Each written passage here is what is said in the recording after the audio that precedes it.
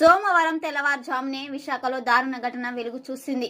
Gajuwaka LV నగరంలోని ఓ అపార్ట్మెంట్లో ఉంటున్న రవీంద్ర అనే నేవీ ఉద్యోగి తన భార్య డెలివరీ కోసం పుట్టింటికి వెళ్లడంతో తన ప్రియురాలైన మౌనికను ఇంటికి పిలిపించుకున్నాడు. అయితే ఆదివారం మధ్యాహ్నం ఇద్దరి మధ్య గొడవ మొదలై చినిగి గాలి వానగా మారి చివరకు హత్యకు దారితీసింది.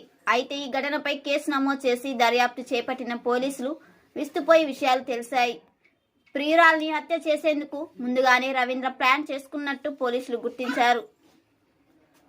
అందుకోసం ఆన్లైన్లో కత్తి క్లీనింగ్ సామాగ్రిని ఆర్డర్ చేసి పెట్టుకున్నట్టు గుర్తించారు.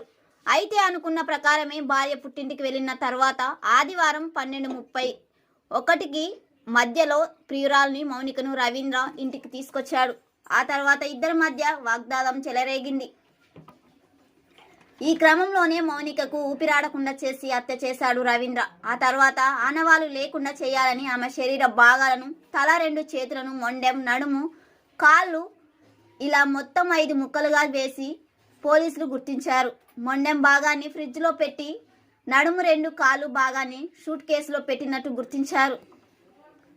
అయితే ఇంట్లో తల భాగం కనిపించకపోవడంతో ఆరతీయగా తల చేతులు మూటగట్టి అడవి ప్రాంతంలో దహనం చేసినట్టు నిందితుడు తెలిపినట్టు పోలీసులు చెబుతున్నారు.